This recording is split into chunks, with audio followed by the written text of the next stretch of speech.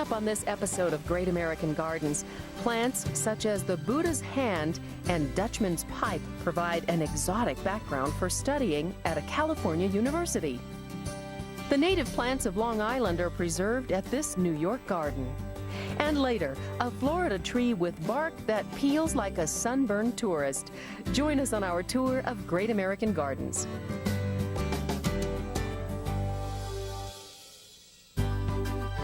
Hello, welcome to Great American Gardens. I'm Tricia Springer. On July 5th, 1887, a stake was driven into a mustard field and the town of Fullerton, California was founded.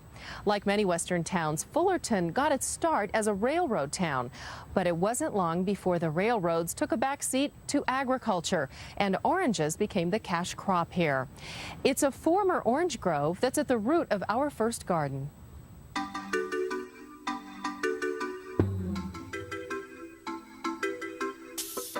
Beauty abounds in this quiet corner of a university campus. It's a beauty that sometimes requires visitors to look at things in a whole new way. With a replica of a real waterfall that installers pointed in the wrong direction, creating an unintentional charm. A rare fruit garden with a mystic touch. And a tree that monkeys around.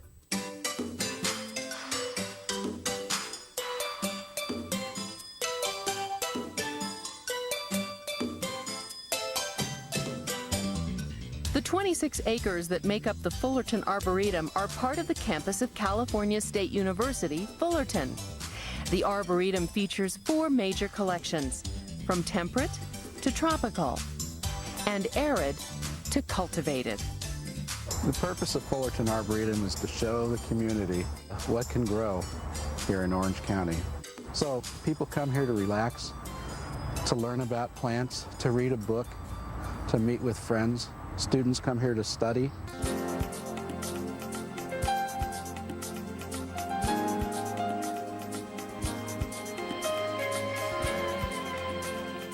In the 1960s, the neglected orange grove that stood here for decades was in danger of becoming a parking lot. But students and faculty wanted to hang on to this open space and began planting garden plots. In 1979, with community support, the gates opened officially to the Fullerton Arboretum. The moment visitors enter the gates, they are surrounded by the sound of cascading water.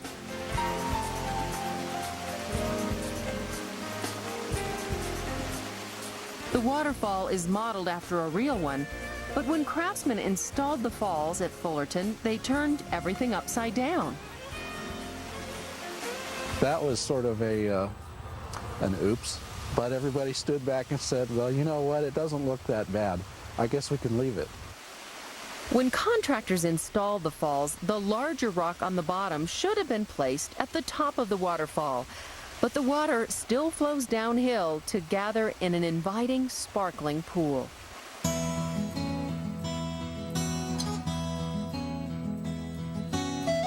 Across from the waterfall, lucifer flowers display their flaming blooms along a path that leads to a small but enchanting pond. Streams and ponds dot the Arboretum and attract an array of wildlife.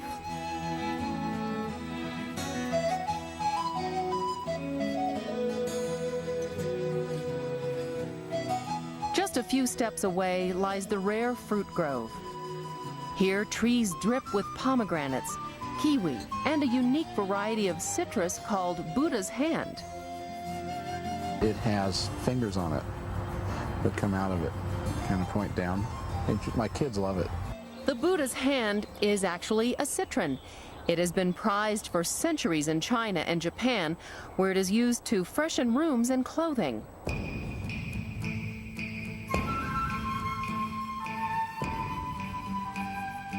Near the Buddha's hand, scarlet flowers adorn the spiny stems of the ocotillo, stems that can grow an amazing 30 feet. Another marvel in this garden is the delicate-looking Pereschia. It has thorns like a cactus, leaves like a deciduous tree, and dainty magenta flowers. a combination that makes this plant unique. Fullerton's second and larger pond is a welcome sight.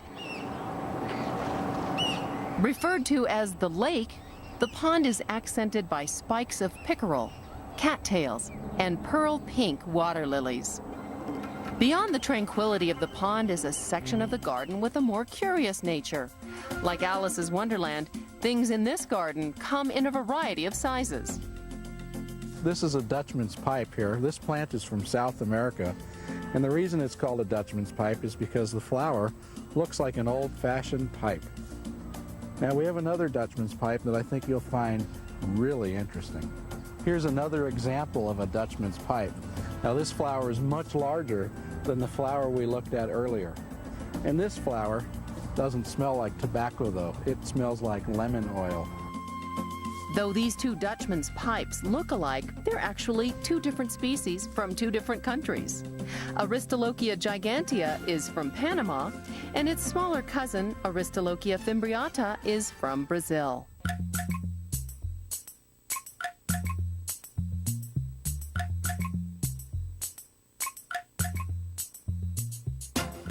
A trek through the thick foliage of the Arboretum's rainforest leads to the soaring ombu tree. Though this tree is over 100 feet high, it's only 20 years old. The ombu tree is one of the fastest growing trees on Earth, growing as much as 20 feet a year. Another intriguing tree in the Fullerton Arboretum is the monkey hand tree, a hallmark of the garden. This is a monkey hand tree. This tree is bat pollinated and it's from Mexico. The reason we call it a monkey hand tree is because the flower looks like that of a monkey's hand. The vibrant color and unusual shape of the flowers make this tree one of the most popular attractions in the Arboretum. From the showy monkey hand tree to a waterfall that goes against the flow, the Fullerton Arboretum provides an exotic excursion right in the middle of a school campus.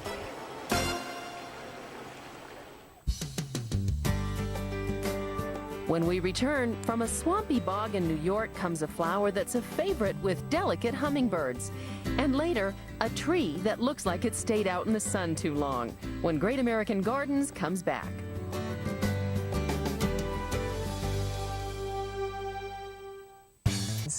The Clark Botanic Garden in Albertson, Long Island may not be as big as, say, the New York Botanical Garden or Central Park, but it is a true New York garden. Clark Botanic Garden specializes in native plants and transplants that have found a home on Long Island. It's hard to imagine today, but before New York's Long Island became prime suburban real estate, large stretches of the island were covered with prairies and bogs. Here in a North Hempstead neighborhood, gardeners have replanted Long Island's past at Clark Botanic Garden. I think we have a unique niche in that we're in such a tightly developed area, and we specialize in plants of the native region, which used to be where a lot of these people's homes now sit. Clark has also added plants from around the world, such as banana trees. But everything is planted to look as if it belongs. It's as natural looking as possible. We try to blend all our designs in with nature rather than have something that's extremely formal and looks like a formal garden. In the informal setting of Clark Botanic Gardens, hummingbirds pollinate a Long Island flower. Tropical plants weave through a local tree. And a pretty plant from far away flourishes in a garden pond. There is no charge to enter this 12-acre escape into the wild, yet this free garden has long gone almost unnoticed by Long Island and its visitors. It's only been in the past few years that the property has undergone improvements likely to make more people take notice of this Long Island treasure. We have nearly 5,000 species on the property now, as opposed to 600 only a couple of years ago. The property began as a potato farm, which was sold in 1940 to one of President Franklin Roosevelt's advisors, Grenville Clark.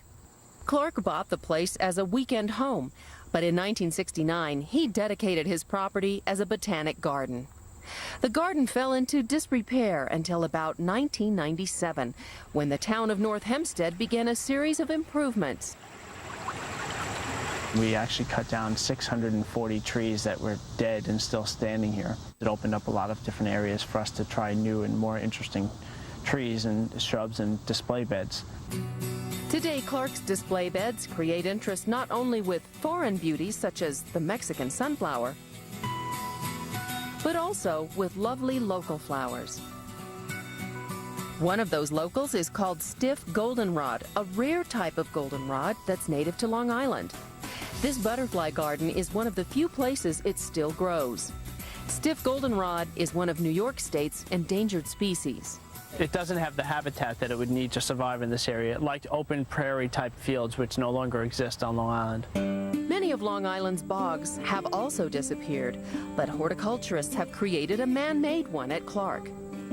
The bog garden is host to another local plant that's lost ground on Long Island, the cardinal flower. Here at Clark, hummingbirds do their part for the cardinal flowers through pollination. As birds drink the nectar of these blossoms, they gather pollen on their heads to spread to other flowers, helping give birth to a new generation. Local plants are not the most prominent residents of the tropical garden, where huge elephant ears and golden shrimp plants make themselves at home, far from the steamy tropics. Yet, even here, gardeners have made use of a Long Island plant. This mountain laurel tree was growing here naturally when gardeners tied it to the tropical theme by tying tropical bromeliads to its branches. So it's mimicking what you would see in the rainforest, where you would have a large forest tree with hundreds of bromeliads and orchids along it. While the tropics have successfully made a new home here, Clark's ponds are home to a plant common in Europe and Asia that's really taken hold here. These look like lily pads, but they're actually the leaves of another water plant called a nymphaloides. The nymphaloides, with its shapely leaves and sprightly yellow flowers, is thriving, and gardeners must cut back the water plant to make room for other plants and wildlife that call these ponds home.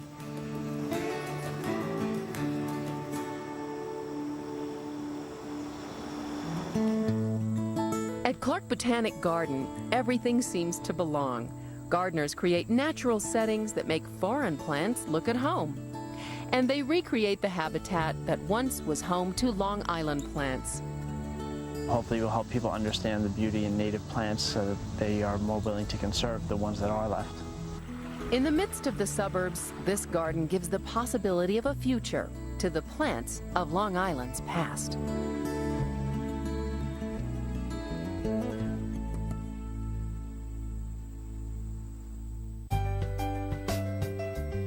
When Great American Gardens continues, the largest tree fruit in the world, the 3-foot jackfruit, is coming up next.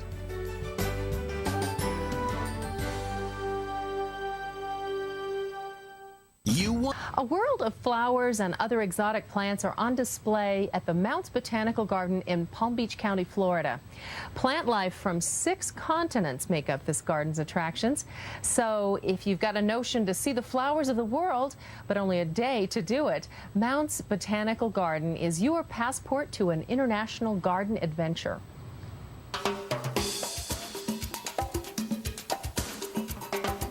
Just an hour's drive from the international and intriguing city of Miami, West Palm Beach, Florida is home to some international intrigue of its own.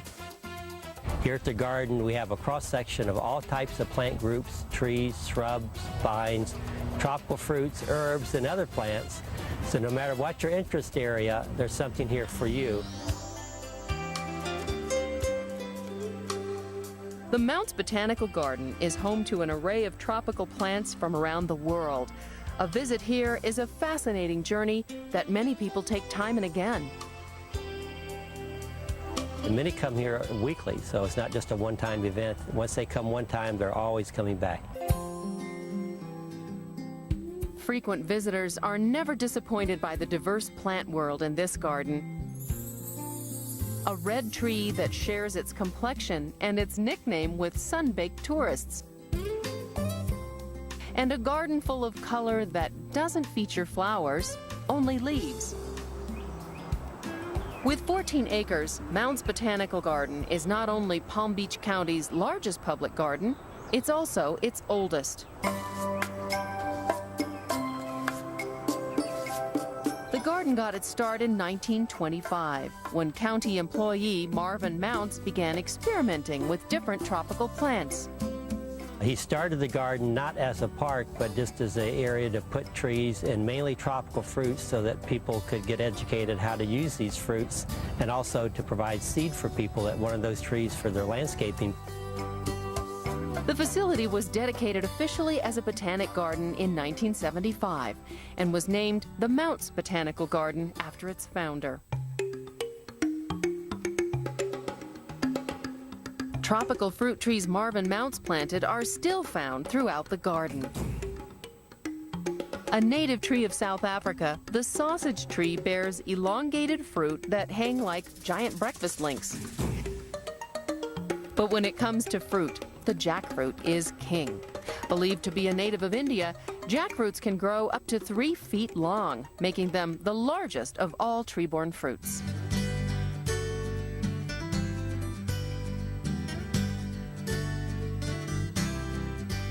But it's small plants that make a big impact in the herb garden.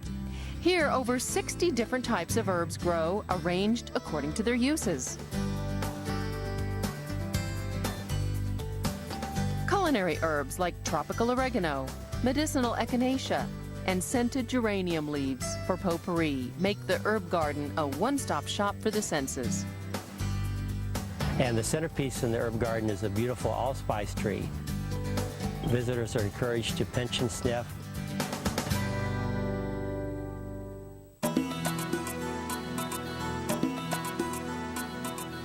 Further down the garden's lush pathway is the gumbo limbo, another exotic tree, although its roots are closer to home.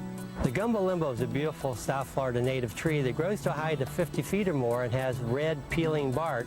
It has a local name of tourist tree because of the fact, like tourists, it's often peeling.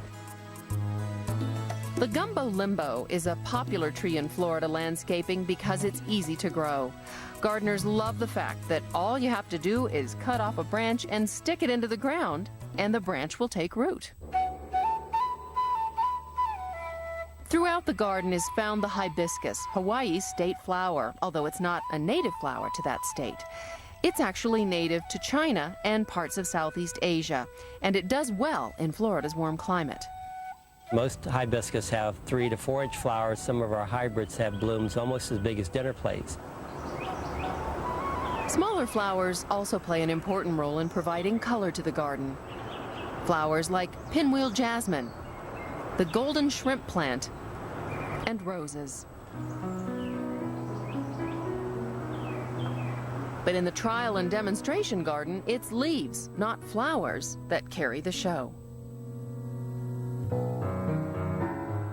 For many gardeners, color in the landscape generally comes from flowers, whether it's shrubs or trees, but you can also get a lot of color from various types of foliage. And here in the Mounts Botanical Garden, trial garden area, we have a lot of coleus varieties, and these come in many different leaf shapes as well and are easy to grow for anybody. The showy leaves of coleus come in a host of shades, from delicate green and pink to deep purple. This plant is a native of Africa and Indonesia. Experiencing a world of plants doesn't require a jet-set lifestyle. At the Mounts Botanical Garden, homegrown Florida trees and plants from far-flung places like China and Africa are just a few steps away.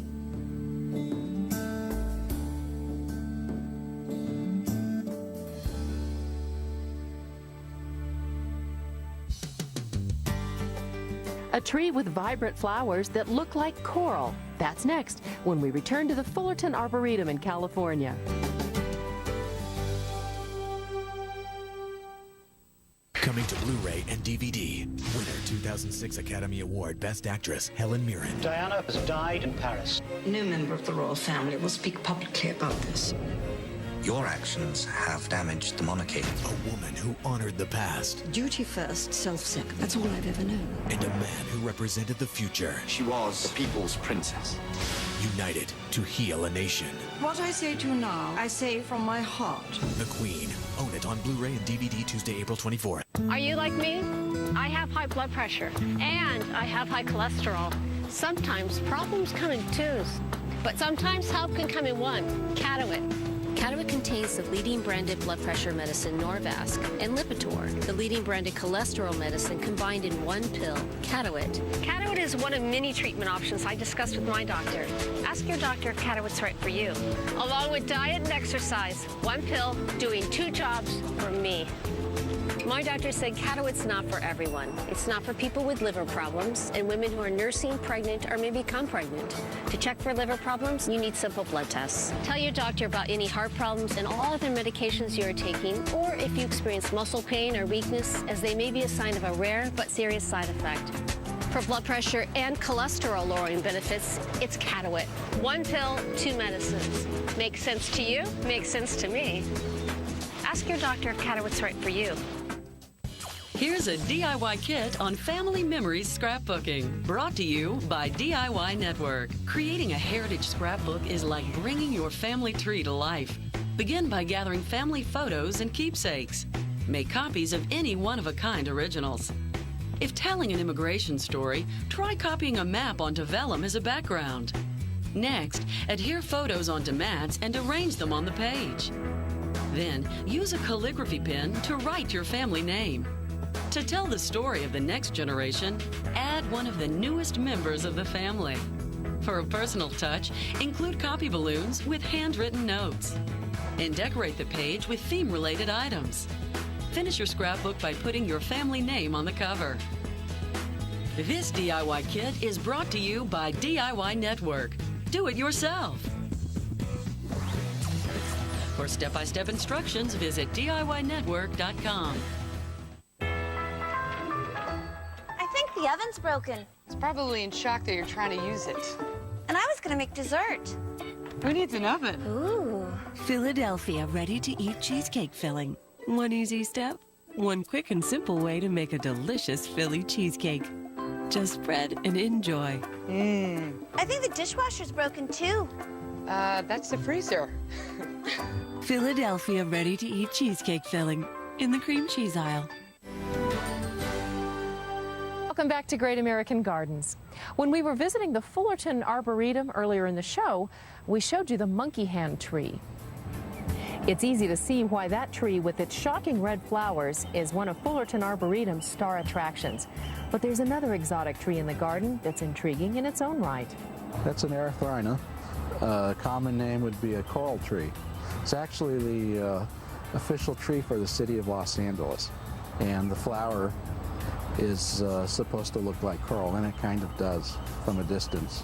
Not only is the tree beautiful, but it's also unusual. The leaves and flowers don't grow at the same time. In fact, it's not until after the leaves fall off in the winter that the flowers bloom the following spring. In some parts of Asia, coral trees are used for medicinal purposes to treat fevers and toothaches.